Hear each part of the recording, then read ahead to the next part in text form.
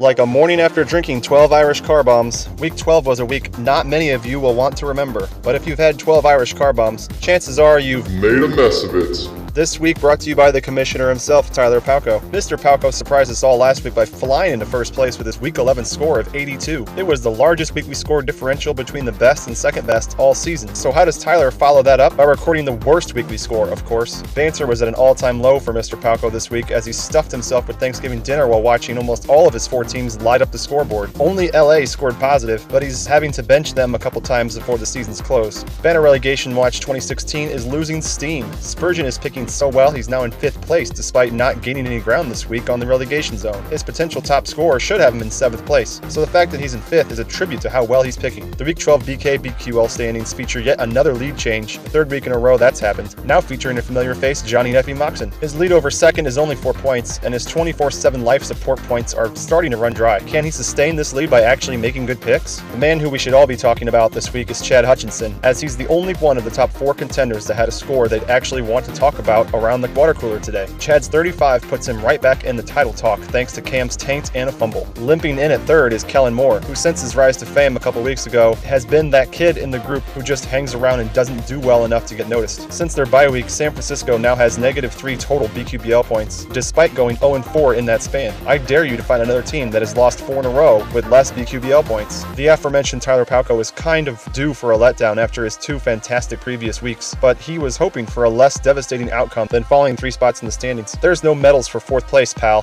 Hot on Tyler's trails is the bench. At least that's what I would like to say if the bench actually did better than Palko. The bench's -20 and 2nd straight negative week has put it in a hypothetical 5th. Any more of this and I might have to find a new person to make fun of. Spurgeon's TSSS win was 2 points away from picking his 2 best teams for a 3rd week in a row. His masterful picking has given him a 20-point lead over relegation and sits only 31 points behind 1st place. Cleo Lemon is going to need to defer to the crystal ball the rest of the season as he faces quite the challenge to stay out of relegation. He still needs to start Pittsburgh 3 out of the remaining 5 weeks, Kansas City once more, and he needs to bench Cleveland 3 of the next 5 too. Did someone say Lemon relegation watch? And now on to Mr. Relegation Zone himself, Wade Wilson. Like a river in Oregon Trail, Mr. Zone has decided who is free to pass and who enters troubled waters. He never puts up big weeks, but he hasn't scored negative for a while now. Steady like a river. Wade may be down, but never out. If you think a 28-point lead is safe, watch out for that river card.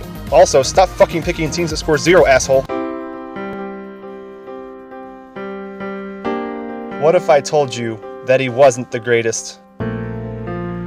That someone who almost won the Turbush League 2 years ago failed to perform? That participation trophies aren't something to be proud of? That no one forgets when you finish dead last? What if I told you he's the league's biggest fan? That you could heal all wounds with just 1 big week? That his 4th overall pick turned out to be the worst 1st-round pick outside of Dallas? What if I told you your season was over before half of it was recorded? Oh man, here we go. It's the Turbush League. You guys are like Jimmy Fallon trying too hard to laugh at everything. Look at these shitty scores. Where do I begin? Jamarcus Russell had the best week. You all should be ashamed of yourselves. Especially Krenzel, who failed to capitalize on Mormon going nowhere the last 2 weeks. Way to go there, scoring 10 after your previous -10, BM. Leaf and Winky are battling it out for the Who Gives a Shit Bowl. Jeff George better watch out or he's going to find himself joining a fantasy WNBA league just to say he finished the top 3 in something. If you were a South Park character, you'd be Tally.